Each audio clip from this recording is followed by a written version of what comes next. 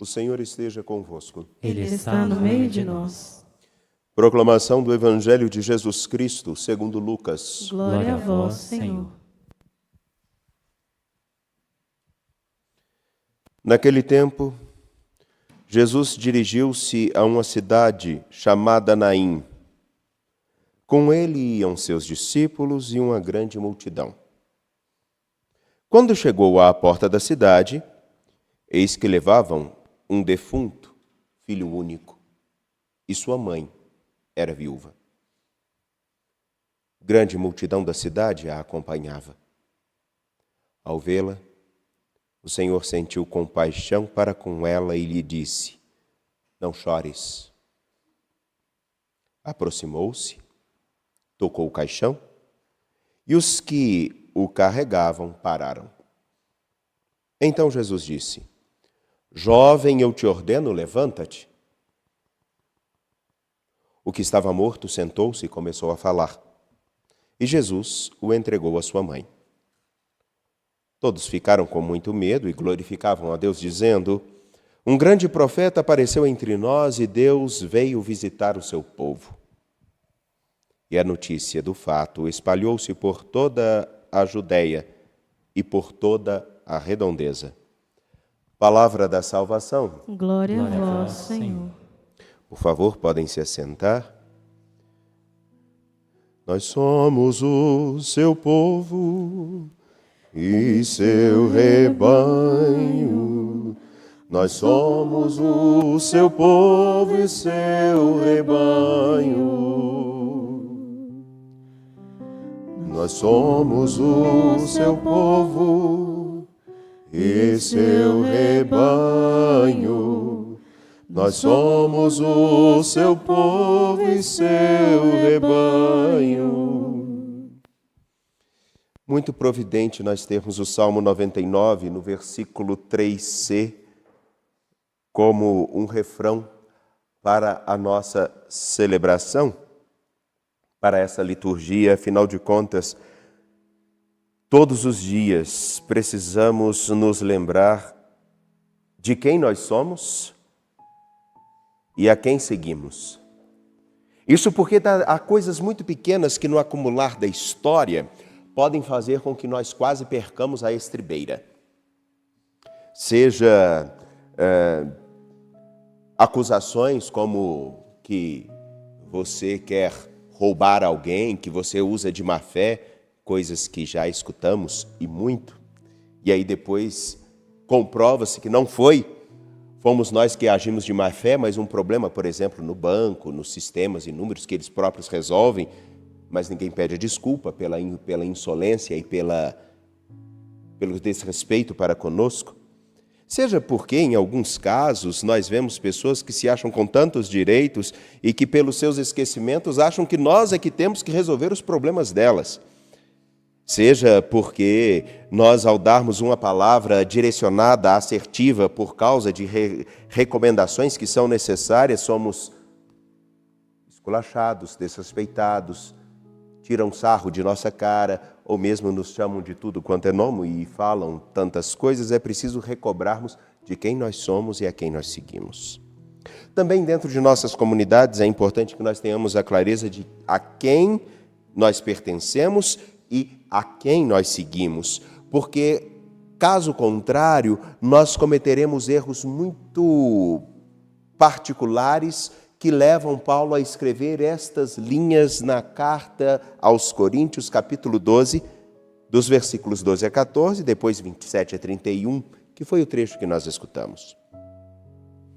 Paulo, ao dizer o corpo é um, embora tenha muitos membros, todos nós somos membros do corpo de Cristo, cada um com sua função diferente, cada um com um carisma diferente, cada um com uma missão diferente, mas todos pertencem a Cristo. E se nós não soubermos a quem nós pertencemos e nem a quem nós seguimos, nós começamos a fazer aquilo que não é condizente com o horizonte indicado por nosso Senhor. Isso está muito presente em todos os espaços. E, claro, aqueles que escutam o que nós refletimos hoje podem perceber que eu estou falando de coisas bem viscerais e muito próximas. Porque, caso contrário, se não sabemos a quem seguimos e a quem nós pertencemos, nós nos igualamos a qualquer um. E é muito fácil nós nos igualarmos a qualquer um. É muito fácil nos nivelarmos por baixo. Coisa que Paulo está dizendo exatamente na carta aos Coríntios. Ora, o importante é só uma coisa. Vocês pertencem ou não a Jesus Cristo? Vocês seguem ou não a Jesus Cristo? Vocês estão ou não agindo em Cristo? Vocês estão ou não em comunhão com Cristo? Se estão em comunhão com Cristo, devem estar em comunhão uns com os outros. Se estão em comunhão uns com os outros, vocês se comprometem mais do que com os próprios interesses. Simples assim. Bem simples. Por isso, bem simples. Versículo 13. De fato, todos nós, judeus ou gregos, escravos ou livres, fomos batizados num único Espírito para formarmos um único corpo e todos nós bebemos de um único Espírito, o Espírito de Cristo. E se somos um único corpo, portanto, devemos agir em Cristo. E o agir em Cristo não é cada um fazer a sua vontade e de qualquer modo. Pois bem, é interessante nós observarmos no capítulo 7, versículos 11 a 17, naquele trecho chamado muito comum como o encontro de Jesus com a viúva de Naim, nós vemos um horizonte bem simples, claro e que é bem pertinente. Claro pelo seguinte, Jesus chega a uma cidade onde ele é seguido por seus discípulos e tem um morto sendo conduzindo outros tantos dessa cidade, inclusive a própria mãe. É claro que aqui o Senhor que traz a vida e aquele que está morto, e todos os que seguem. Daqui então, o Senhor, ao se encontrar com a viúva e com esse morto, devolve a vida ao morto, ao jovem, e ao mesmo tempo devolve a vida à sua mãe. E um questionamento claro e evidente é posto diante de nós. Dois grupos seguem pessoas diferentes com perspectivas diferentes. Uns seguem a Jesus, outros seguem ao morto. É necessário que nós olhemos no cotidiano de nossa história, pertencendo ou não a Cristo, a quem nós seguimos. Se seguimos aquele que traz a vida e leva a vida, ou se nós seguimos aquele que já está somente estacionado na morte. Há uma coisa também importante a ser claramente dita aqui. Há uma ligação muito clara com Elias e Eliseu. Se nós olharmos a vida de Elias e Eliseu, os dois devolvem a vida aos filhos de duas viúvas diferentes, pelo menos. Quer dizer que Jesus realiza a mesma coisa que aqueles profetas de tempos tão difíceis, secos, de perseguição, de violência, fizeram com essas duas viúvas, levaram a vida até elas. Jesus também traz essa vida, só que agora numa perspectiva diferente. Não é mais um profeta somente que fala, é Deus mesmo que fala e nos chama a conduzir, a nos deixar conduzir por Ele. Então, o que eu quero dizer aqui é simples. Ora, há um cumprimento claro de que o Senhor nosso Deus, que no tempo de maior secura, de maior violência e de maior perseguição, não desamparou a esses dois, Elias e Eliseu, e agora Ele não nos desampara. Entretanto, qual foi a ponte fundamental para a vida dessa viúva, das duas viúvas de Elias e Eliseu? Foram o fato de terem acolhido aos dois profetas. E nós agora precisamos fazer um questionamento se nós realmente estamos dispostos a acolher Jesus Cristo. Porque agora não é uma viúva. Agora não é somente um morto. Olhemos ao nosso redor. Quantos já não estão nas garras da morte, simplesmente porque já estão completamente desesperançados. Me permitam trazer um dado que há tempos atrás eu falei, eu vi um documentário num desses streamings, dessas TVs, que dizia que os jovens agora não acreditam no amor. O amor não existe. O que importa é o momento. Bom, se tudo que importa é o momento, então sempre existirá um vazio. E o amor mesmo, é aquele que faz com que a vida da gente tome até mais cores. Quem não ama já está seco por dentro. Me lembro uma cena muito interessante daqueles desenhos antigos, quando me parece que eram desenhos da década de 80, 90. Quem é jovem não vai se lembrar disso não, mas não tem problema. A narrativa ajuda. Na qual um personagem olhava para uma outra personagem, ficava encantado, o coração palpitava, ficava vendo tudo colorido, com um monte de balãozinho, passarinhos cantando, para simbolizar que a vida toma uma nova cor. Agora, se tudo é um momento, e quando o momento passa, já há um pouco de morte. Porque a cada momento morremos um pouco. Resta saber se aquele momento no qual findou-se uma parte da nossa história, alguma coisa agregou de real valor que ultrapassa só um prazer, seja ele qual for. Vamos um pouco além. Vamos olhar a perspectiva na qual a total desesperança leva pessoas a dependerem tanto de medicamentos que façam com que pelo menos se levantem ou durmam. E mais me assusta que o número crescente é entre adolescentes. Isso é vida? Não, mas vamos ainda para um outro dado. Não vamos falar de sociedade, vamos falar de igreja. Quantas pessoas conseguem fazer com que a sua presença dentro de uma comunidade cristã seja tão seca que seque tudo ao redor? Simplesmente porque não percebeu exatamente qual é a função e a missão da qual ela participa. E talvez porque ela nunca tenha deixado com que aquele que realmente faz com que tudo que nós façamos tenha sentido, fosse o Senhor da sua história. É muito bom discorrer sobre Deus, mas eu acho que nós não estamos na época dos discursos.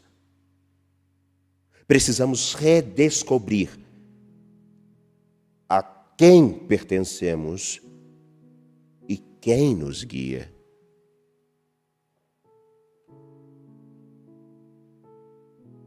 Porque isso é um parâmetro. Eu posso conhecer várias correntes filosóficas, mas existe aquela que eu tenho uma maior certeza. Eu posso ter várias experiências com diversos grupos de espiritualidade, mas é a palavra de Deus e a pertença à igreja que me conduz? Ou é um fulaninho, seja ele quem for, de uma corrente espiritual que conduz os meus passos? Porque se for ele, eu não estou em Cristo. Seja quem for. E fulaninho é qualquer um que ocupe o lugar de nosso Senhor Jesus Cristo. Pode inclusive ser eu. O que quero dizer é explicitamente isso.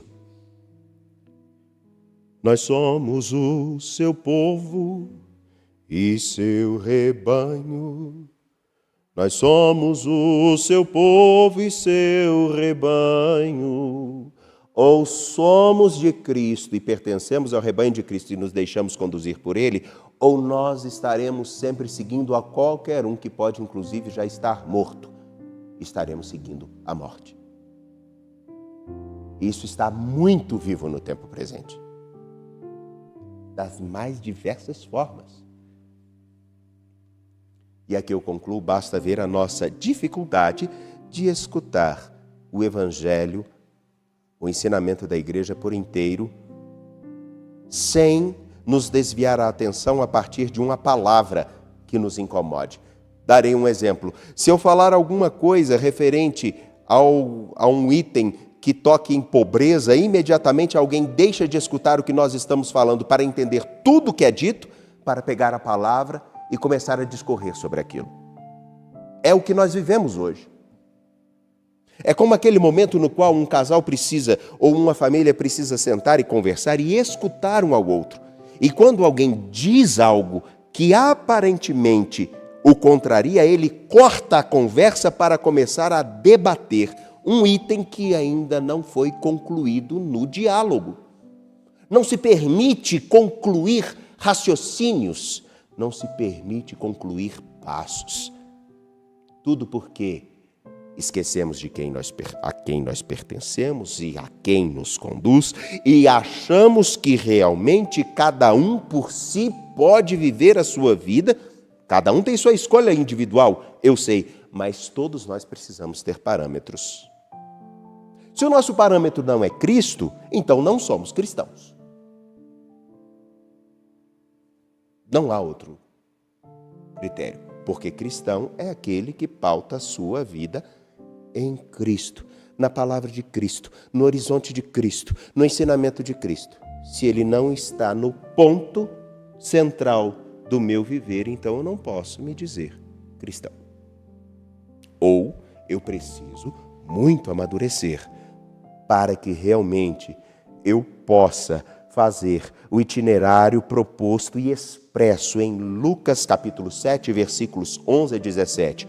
Ou eu vou optar em caminhar com aquele que leva a vida, ou eu vou acompanhar a qualquer outro que já está morto. E a escolha não será de ninguém mais, senão minha. A minha escolha, da minha pessoa. Eu escolhi. E cada escolha traz os seus ganhos e suas perdas. Algumas escolhas trazem mais perdas do que ganhos. Basta viver um pouquinho acima dos 20 anos, que já se aprende isso com grande facilidade. Antigamente era aos 15, agora aos 20. Porque com os 15 nós tínhamos que arcar com as nossas responsabilidades. Agora com 24, às vezes os bebês ainda estão no colo da mamãe e do papai. A escolha tem sempre que ser feita, todos os dias.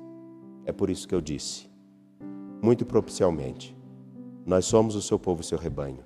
Nós precisamos, diante de muitas circunstâncias, saber a quem seguimos e a quem pertencemos, para não nos igualarmos à mediocridade que nos circunda. Confiantes, apresentemos nossas preces.